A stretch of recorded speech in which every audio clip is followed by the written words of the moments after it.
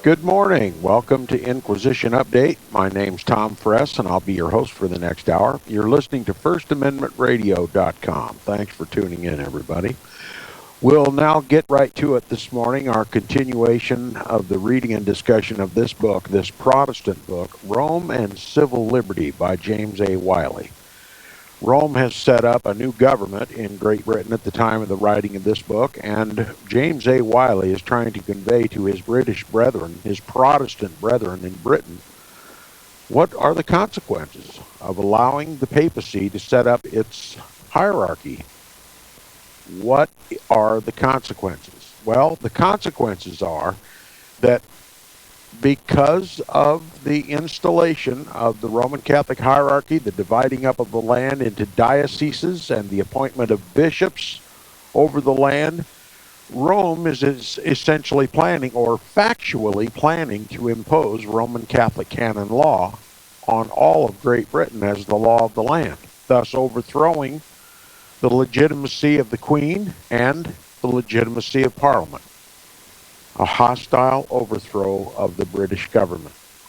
A government established by Protestants in the country, those who protested the papacy as the Antichrist, and they threw off the papal yoke. They threw off Roman Catholic canon law. They threw off the authority of the Pope, and they erected their own government.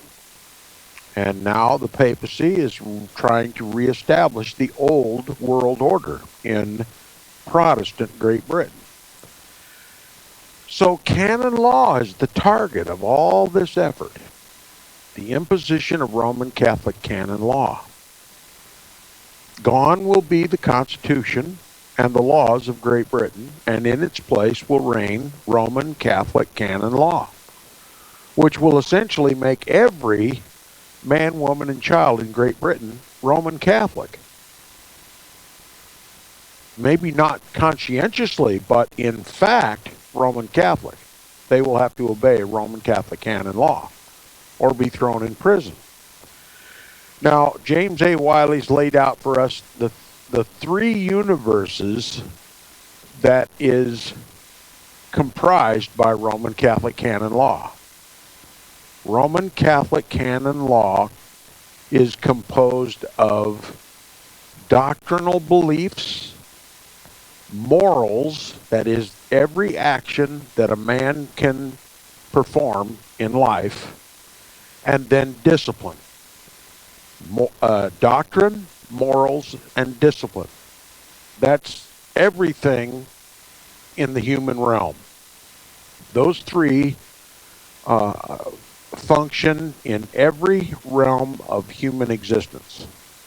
It's a complete law. It covers everything. Doctrine, morals, and discipline. Now, doctrine is that which Roman Catholics are required to believe. Doctrine is established by the popes. No one has anything to say about it, because the Pope is divine and infallible, and whatever he says is binding upon the conscience of every Roman Catholic.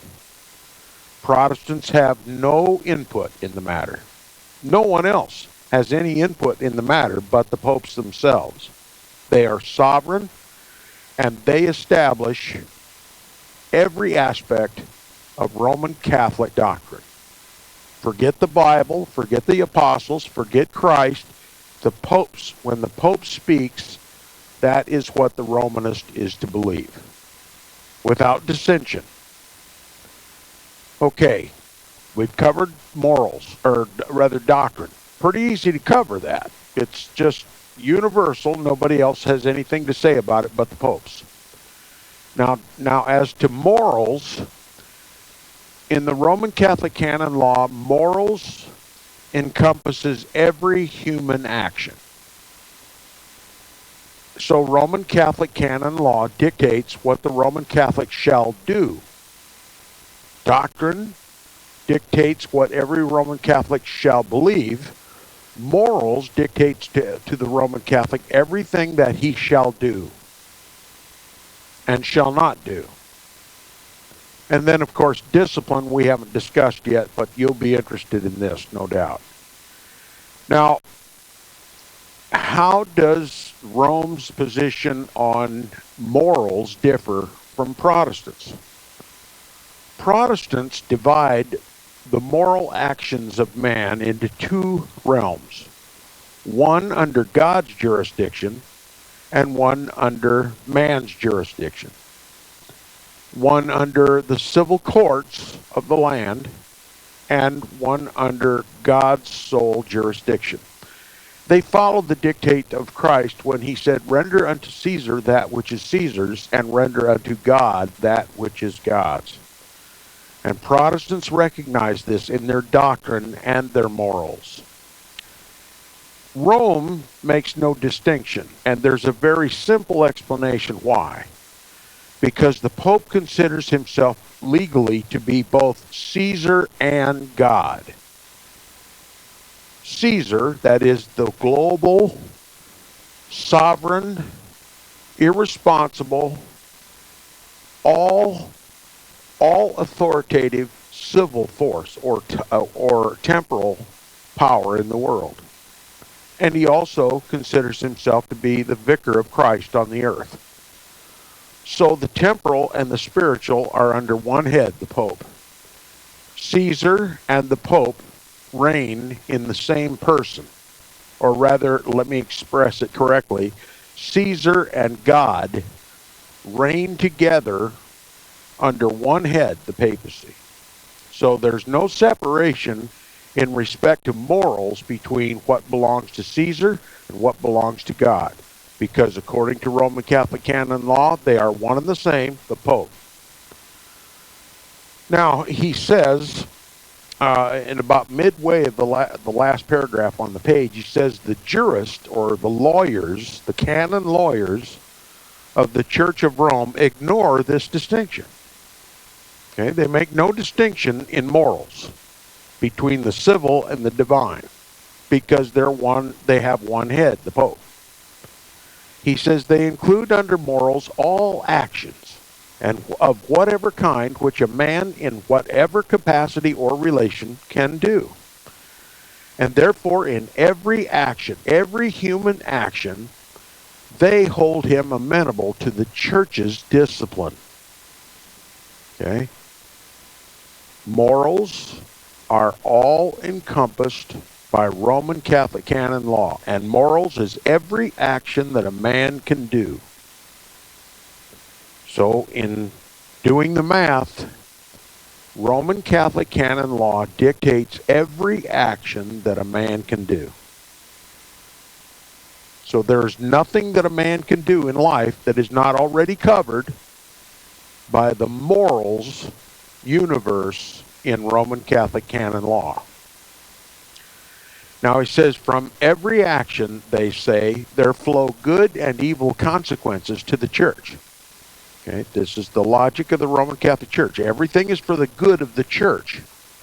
Nothing is said about the good for Christ or the good for the man. It's always considered what is good for the church and what is bad for the church. He says, from every action that a man can commit, say they, the canon lawyers, there flow good or evil consequences to the church. And therefore, every action of man, it is requisite that the church should stretch her disciplinary control to canon law, that is, to the priests who administer it. It appertains to say to what school a man is to send his child. That's right. We talked about the parochial schools and the public schools. Roman Catholics are to go get their spiritual, their doctrine, and their morals from nuns and priests in the parochial schools. And it says, with whom his son or daughter is to contract marriage. Okay, Roman Catholics, according to Roman Catholic canon law, must not marry outside their faith. And I have one acquaintance who confided in me that he and a young damsel fell in love when they were old enough to. This isn't anything salacious. They were talking about getting married. She happened to come from a Roman Catholic family, and he from a evangelical family, let's just say. Certainly he wasn't Protestant, or he never would have thought to marry a Roman Catholic daughter. Nonetheless, when they began to get serious, her parents began to draw very cold toward this evangelical man that was courting their daughter. And prior to that, they'd kind of hoped the relationship would fall apart, she would move on. But they got serious, started talking about getting married. And so the parents summoned the priest. And the priest made a meeting with the girl and the guy, the young man, brought them into his parish office at the church and counseled them, and discovered that they were really serious about getting married, and insisted on getting married. And the priest then, once it was decided that this marriage was their intent, went to the file and dragged out a contract and set it before the couple. And the contract literally spelled out that any child born to that marriage would be raised in a Catholic education, would be given a Catholic education, and would be baptized in the Roman Catholic Church as soon after birth as possible, and that they would be members of the Roman Catholic Church, and that it would not be possible for them to have any other form of life. Protestant, that means. And when it began to dawn on the young man what he was literally doing is signing away control of his own children to the priest, he pushed the contract away. And he got up to leave. And, of course, the daughter broke into tears because she secretly knew her parents indicated to her that if he wouldn't sign the contract, there was not going to be any marriage. At least not in the Roman Catholic Church. She'd have to get married by the justice of the peace. But them kids were going to belong to the Roman Catholic Church. They were going to be educated by the Roman Catholic Church. They were going to be baptized in the Roman Catholic Church. They were going to confess their sins to the priest. They were going to be subjects of the Roman pontiff. And he refused. And the parents forbid the daughter to see any more of him. Look what would have happened had he married that woman. That's Rome. That's always been Rome. And it always will be Rome. All right. The priest dictates what school they send their children to, with whom their sons and daughters are to contract marriage, with whom he is to buy and sell. In other words, Catholics patronize Roman Catholic businesses. They protect their wealth. They keep it out of hands of heretics. Okay? And not only that, but they organize boycotts against Protestant competition.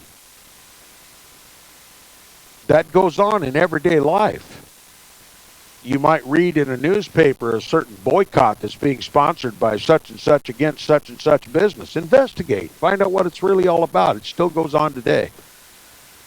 Roman Catholics protect their wealth. They spend their money with Roman Catholics, and they try to destroy Protestant competition in the business.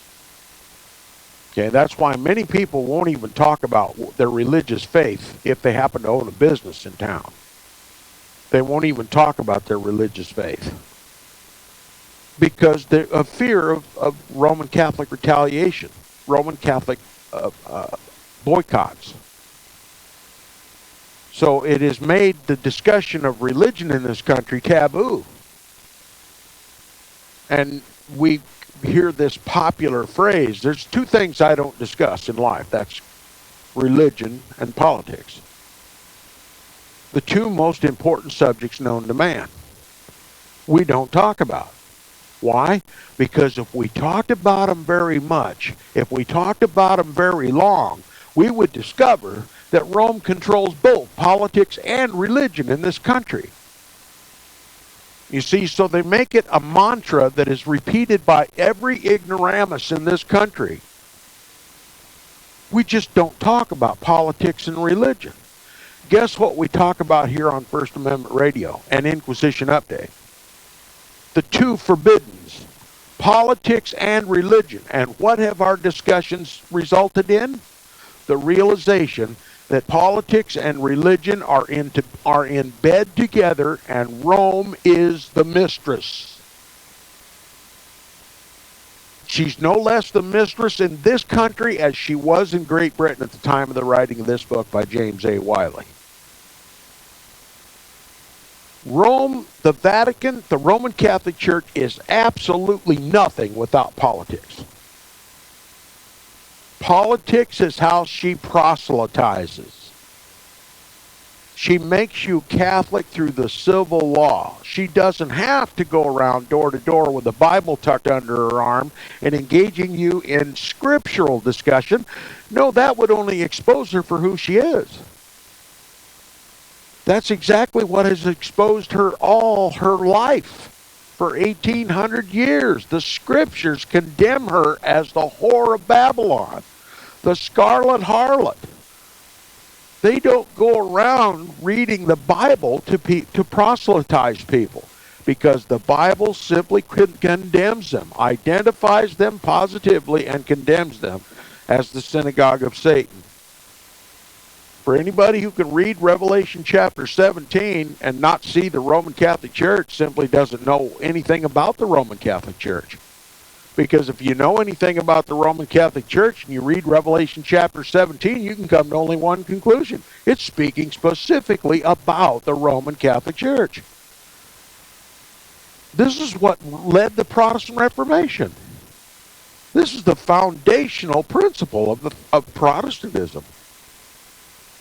The Roman Catholic Church is the synagogue of Satan, the woman riding the scarlet beast. And the Pope is the head of that church, the man of sin, the son of perdition, the Antichrist of the Bible. So since they can't go around with a Bible under their arm and witness to you and read the scriptures with you, they simply gain, high public office and pass Roman Catholic canon law into the civil law. That's exactly what is the great fear of James A. Wiley at the time of the writing of this book. They're going to make Roman Catholic canon law the law of the land. And their infrastructure is built of dioceses and bishops and priests. That's how it starts. If you got dioceses and bishops and priests in your country, that's the mechanism through which Rome makes Roman Catholic canon law the law of the land. And if you happen to be like Great Britain under a Protestant government, Protestant constitution, or the United States under a Protestant government, a Protestant constitution, with liberties separating Caesar from God, then little by little, year in, year out, the takeover takes place, a little at a time, boiling the toad, advancing so slowly that no one is aroused from their slumber until the day that Rome has the upper hand. This is exactly what is feared by James A. Wiley. This is exactly what is feared by Inquisition Update. And you are blessed of God to know this information, because it's simply just not talked about. We just aren't supposed to talk about politics and religion. And the secret stays hidden from the American people. All right. Under the jurists of the Roman Catholic Church, the canon lawyers of the Roman Catholic Church, everything that a man can do is covered under the morals section of Roman Catholic canon law. It determines where you send your children to school, who you marry, with whom your son or daughter is to contract marriage, with whom he is to buy and sell, what opinion he is to hold on all political and social questions. The news is full of opinions that Americans are supposed to hold on every political and social question. Guess who controls the press? They lay out all the choices for you. And you aren't supposed to think outside the box. You can hold whatever position is set before you on the silver platter called the mainstream media.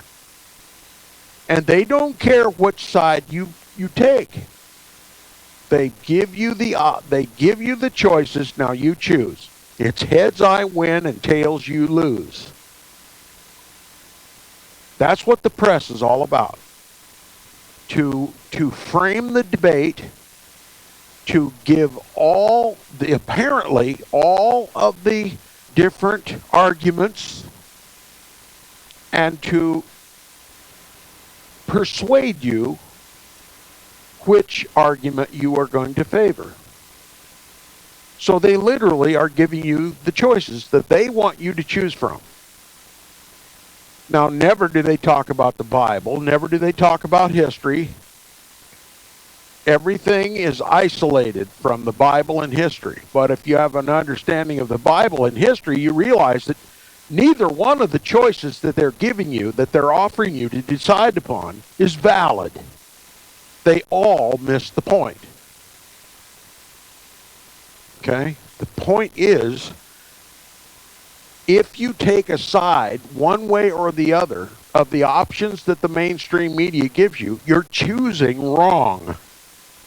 You're choosing to help advance this papal aggression in the United States of America. It's just like my description of the political left and the political right. They depend upon you taking a part in that debate.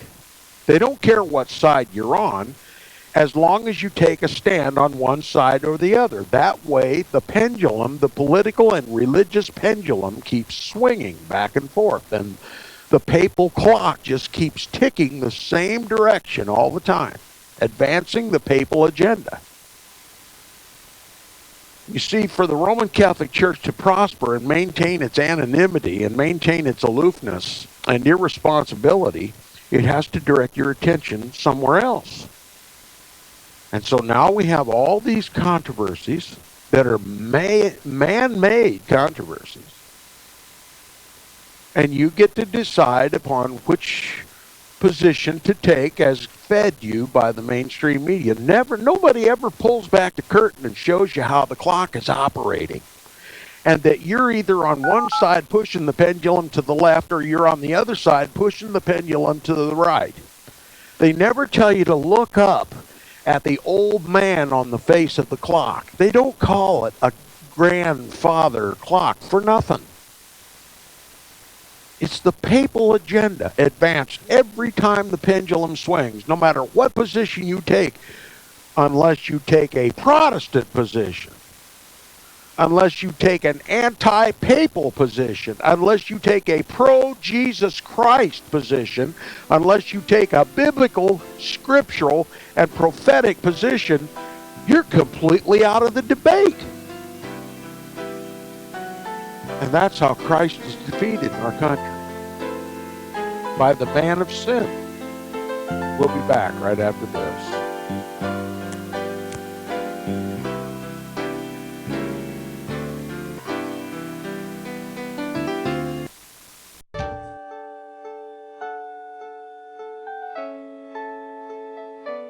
The program you are listening to is 100% sponsored by you, the listener, on this First Amendment Rights Media channel. You will notice that there are few commercials on this radio network. There's a good reason for that. Corporate advertising dollars come with strings that limit program content. So without your help, these programs cannot continue on internet or our several affiliates. If you benefit by the educational law programs, we ask you to give. If you are admonished or nurtured by the Bible and ministry programs, we ask you to give. If some voice a cause that you are passionate about, we ask you to give. If you believe in any of these, we ask you to support them as you would a missionary on a continual basis, as if giving a tithe for missionary radio. These programs are not commercially viable and must be supported by those faithful to the cause of truth. Look for the button to sponsor your favorite programs at our listen and schedule pages on the internet.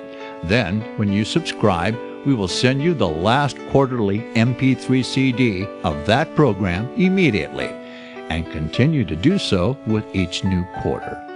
We will also give you unlimited archive access to all of our programs.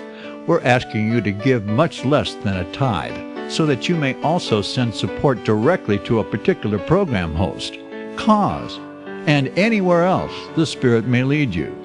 Do all to the glory of our God and Creator, for His holy nation, the only kingdom that will last forever. Thank you for listening.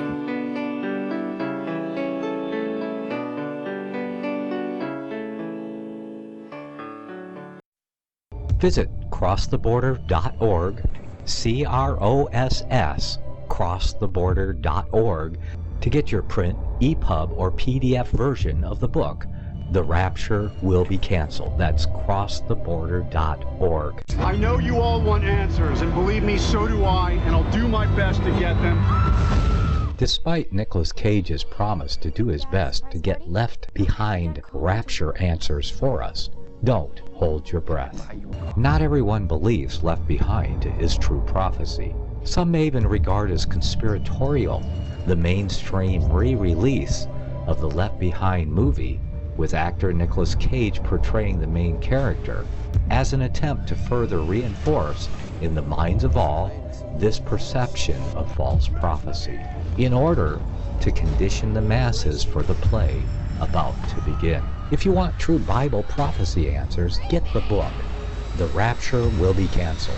The author exposes the Latin rapture origin, the 7-year tribulation deception, true Bible revelation of Daniel's 70 weeks, the abomination of desolation, the restrainer, America in the Revelation, the image of the beast and the mark of the beast, and the truth about God's chosen people, and so much more about Bible prophecy. This book will shatter the Left Behind paradigm of future events. Get the book, The Rapture Will Be Canceled. Visit crosstheborder.org, CROSS, crosstheborder.org, to get your print, EPUB, or PDF version of the book, The Rapture Will Be Canceled. That's crosstheborder.org.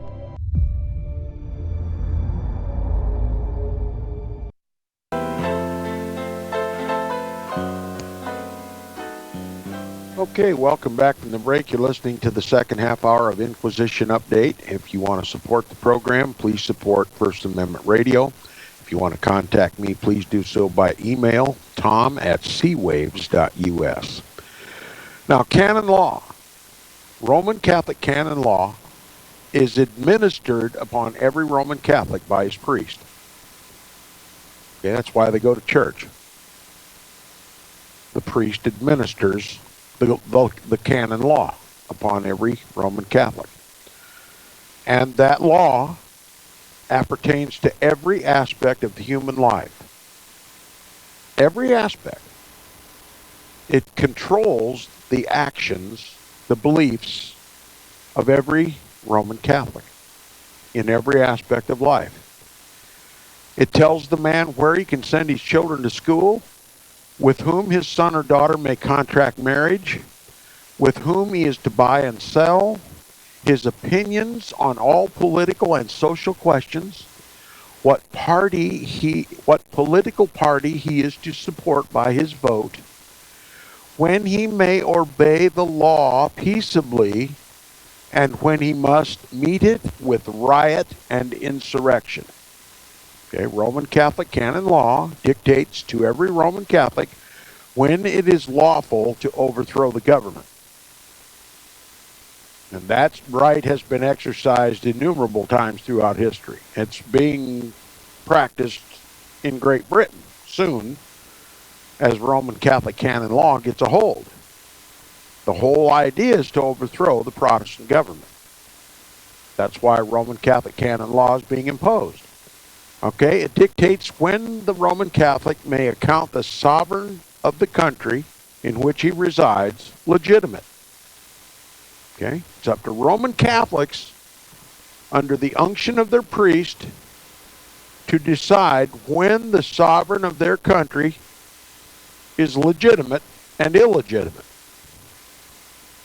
Okay, so the priest, or rather the Pope who controls the priest, dictates when the sovereign of the country, when the king or the queen or the president in the case of the United States, is legitimate or illegitimate. And he says, and when he must hold his title invalid, that is, at which time the Roman Catholic is supposed to regard the president or the king or the queen and their title as invalid. They obey the Pope in this. This is how the Pope overthrows kingdoms. He overthrows kings through his people when he commands them to rise up in rebellion against the government. Regime change. That's not an American term. That is a papal term. If you hear that term used on the mainstream media, you're listening to the voice of the Pope. No king or queen in this world has the sovereign right to overthrow any other king. That's the Pope's business. And if one kingdom were to rise up against another kingdom and to try to overthrow a government without the papacy's permission, well, they would suffer the consequences. So whenever you hear the United States talk about regime change, you're hearing the Pope speak through the government, through our own, the mouths of our own government. Okay, whenever the Pope says a certain king is illegitimate and his title is invalid, then we start talking, our government starts talking about regime change.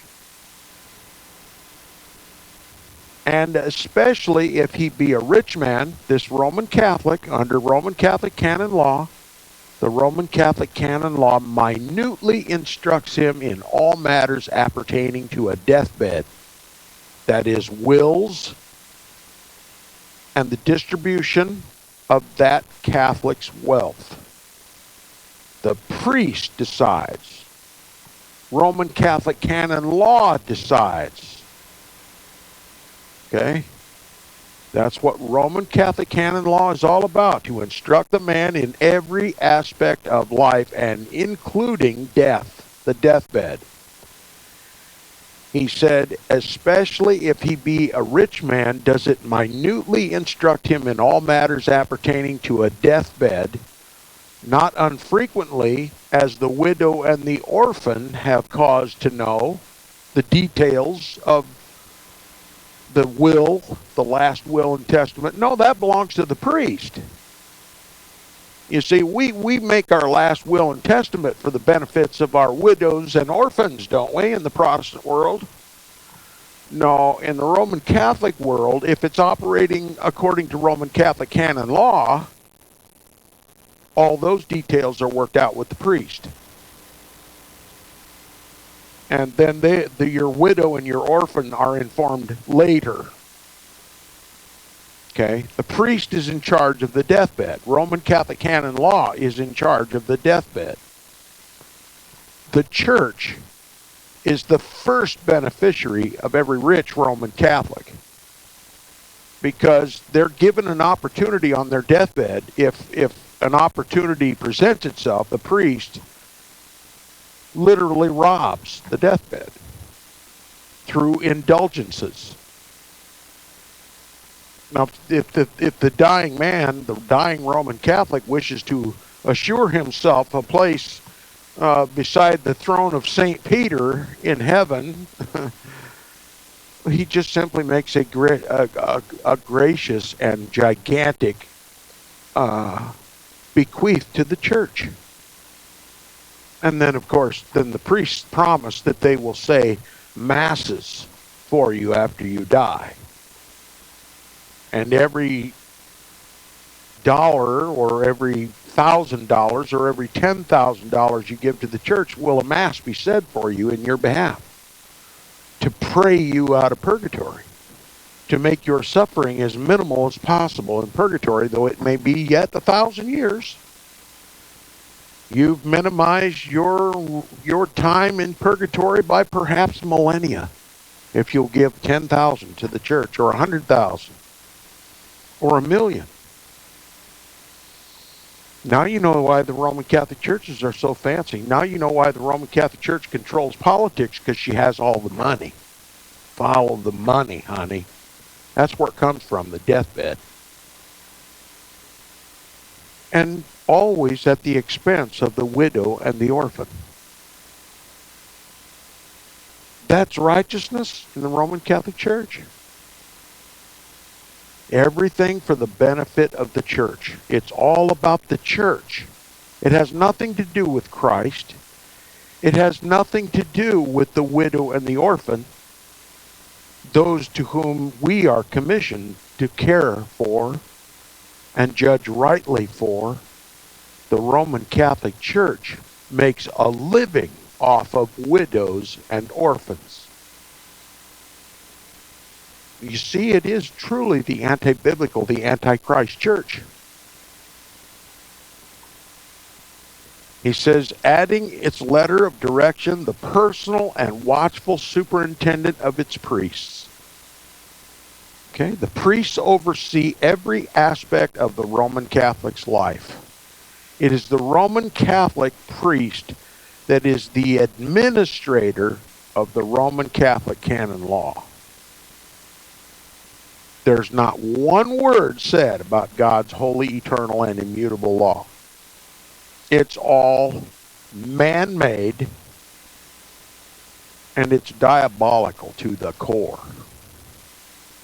That is what the Vatican, the papacy, the bishops, the dioceses in England are trying to impose upon Great Britain, a nation that was recently liberated by Christ through the Protestant Reformation.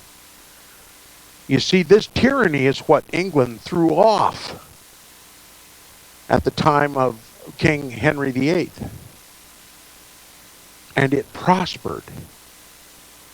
And Rome began to be jealous. England took back all the land that the Pope once owned in Great Britain. And the Pope has got a golden opportunity now, literally a golden opportunity, to take back Great Britain by force. And Rome's going to take it. And James A. Wiley is screaming from the rooftops about it. How soon Great Britain was beguiled by the man of sin so soon after the Protestant Reformation. He says there is not from the cradle to the grave an act done by man or an office filled by him in which Roman Catholic canon law does not come in with its infallible supervision and control. That's what Roman Catholic canon law is. Now it says the third department embraced by Roman Catholic canon law is discipline. Okay, we've talked about doctrine, morals, and now discipline. And remember, Rome has this magnificent way out of using such benign terms to cover up or to encompass such brutal realities. He says discipline is a mild term. It signifies in the Protestant sense only spiritual inflictions. But in the Roman Catholic Church, it has terrors unknown to us. The theory of the Church of Rome under the heading of discipline is that the Church, being a perfect and complete society, must possess within herself everything necessary for the ends of government. As every aspect of a complete and full government. That includes discipline, okay? Roman Catholic canon law dictates that the Church has a system of disciplining people who disobey the Pope's law. Roman Catholic canon law. They call it discipline, so let's listen what discipline really means. He says, but the power of punishing breaches of the law, the power of restraining and coercing disobedient members is necessary to these ends, that is the full government by the Roman Catholic Church, and therefore this power of discipline, the Church must possess. Look, just common sense tells you that if the Vatican is going to dictate morals and dogma, and is going to maintain any kind of obedience, it has to have coercive power. It has to have the power to coerce people. The Pope says if I'm going to have a complete government, then I must have the power of discipline. And being God on earth, certainly, and Caesar on earth, certainly, I have the power of discipline. So that's what Roman Catholic canon law covers, discipline. Now he says, no doubt the Protestant Church says in terms the same thing. She equally holds that the power of discipline is inherent in her as an independent spiritual society, and that its exercise is essential to her welfare. The difference lies, listen to the difference now, between Protestantism and Roman Catholicism under the subject of discipline. He says the difference lies in the discipline exercised. The Protestant Church holds that this punitive power must, like the Church herself, be exclusively and in every case spiritual. Not so holds the Catholic Church. Rarely indeed are her sentences, even in their form, exclusively spiritual. And in no case do they end within the spiritual sphere. They always embody a civil element. They almost always inflict a corporal and a temporal penalty. And they are ever, when resistance is offered, to be carried out by the civil arm. Okay? So whatever disciplinary measure Roman Catholic canon law establishes for various offenses against the law, it is up to the civil government to conduct that discipline. So the Church has to have power over the government, doesn't it? The papacy gains the control over the government and makes it the right arm of the papal discipline through concordats, contractual agreements between the papacy and the civil governments of the world. This is how the papacy gains control over the government and the disciplinary, punitive laws of the land. That's how the papacy gains control of the incentive to force obedience to Roman Catholic canon law. It has to first get control of the penal institution. And it does so through concordats. Once the Pope has the stick now in his hand, and the civil government wields it in his behalf, the papacy can impose his will. See how sly and slick and devilish it is? Now he says the church accounts it not enough to warn, to exhort, or to rebuke, and in extreme cases to visit with deprivation of spiritual privileges. Her discipline runs on through the ascending stages of first fine, then imprisonment, then confiscation of goods, and loss of political and social rights, up to its last and extremest penalty, which is death by burning. Now, what's going on in the United States today? Well, I can tell you, according to an official papal bull, Caritas in Veritate, it's called Charity in Truth in English, Caritas in Veritate, Pope Benedict XVI literally confiscated the goods of this country, made himself the global redistributor of the earth's wealth. And he's been functioning, the papacy has been functioning in this office for a long, long time, way back into the 70s. Our jobs, our businesses, our industries have been redistributed. They no longer reside in the United States of America. They've gone to China, they've gone to India, they've gone to Africa, they've gone to Mexico. Heathen nations. The United States has been punished by the papacy for decades now. The papacy is liquidating the country. Now, you're never going to hear this on the mainstream media. They're the ones who run interference for the Pope. They're the ones who help cover up his actions. You're never going to hear about this on CNN except to make fun of the idea, except to make it ludicrous to suggest that the Pope is doing this. But all you have to do is read Pope Benedict XVI's encyclical, Caritas in Veritate, and you'll see for yourself that it's the global redistribution of the world's wealth. That is what the papacy is all about, and you get to call it charity. The United States government just opened the floodgates for wealth and industry to leave America. You see, the discipline is imposed by the civil arm.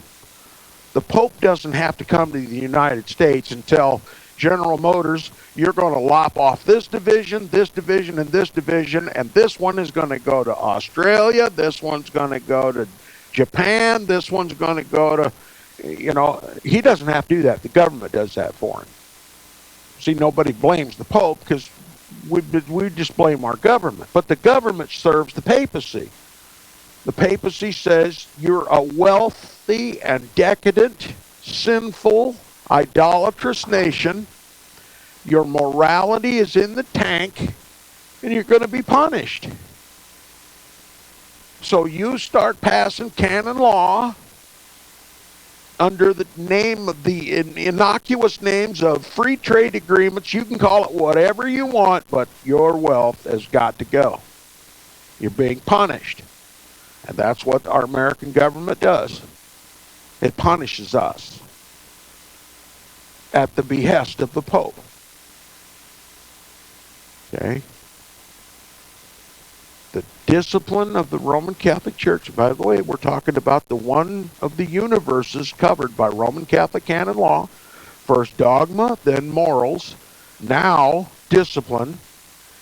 And Roman Catholic canon law, under the heading of discipline, runs on through the ascending stages of first fine, then imprisonment, then confiscation of goods, loss of political and social rights, right on up to the extremist penalty, death by burning.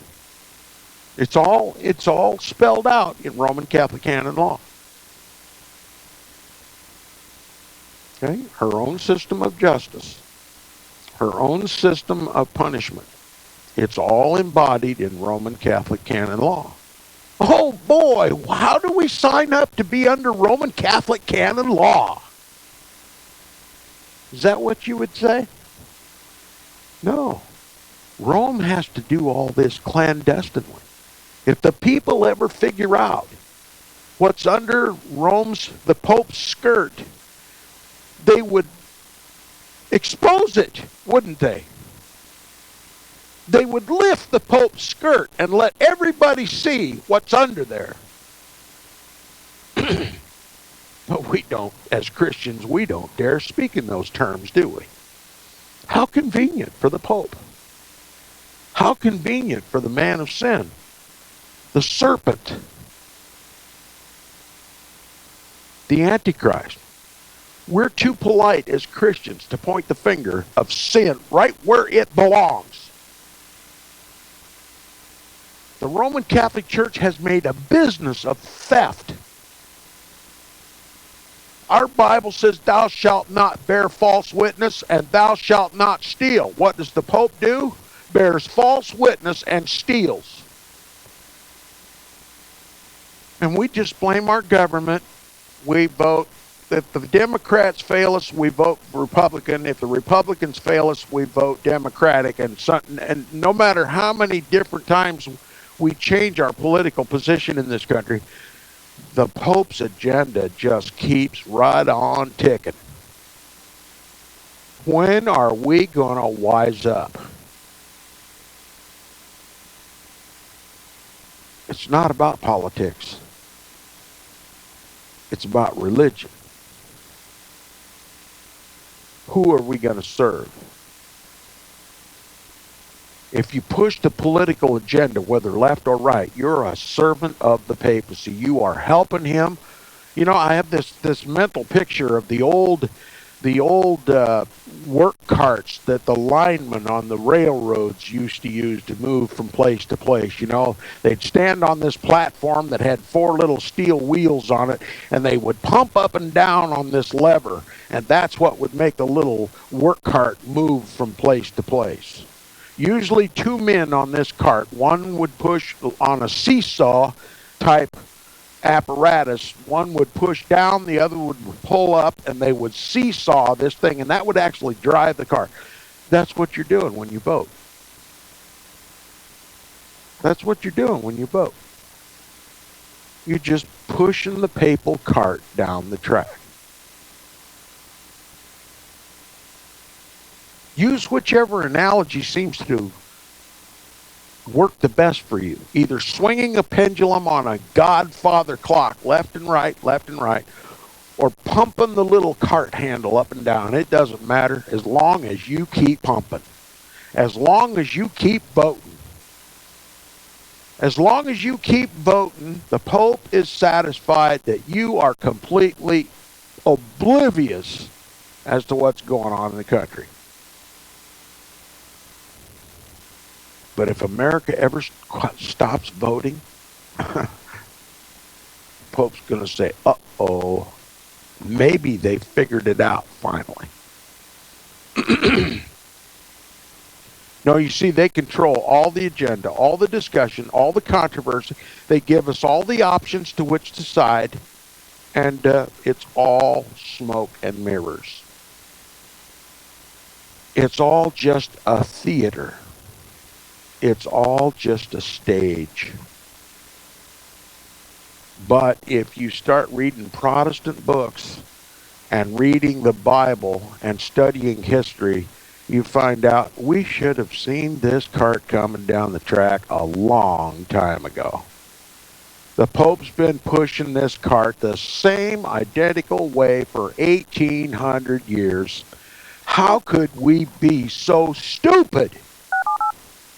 How could we be so ignorant when God has made the truth so evident?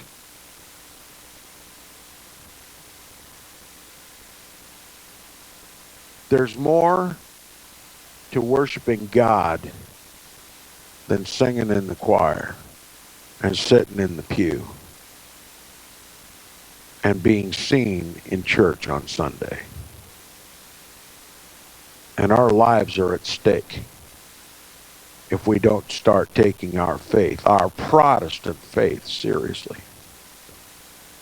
That's all I have for today. We'll continue on page 73 of this magnificent book, Rome and Civil Liberty by James A. Wiley, tomorrow on the program. Inquisition Update. I'll see you tomorrow.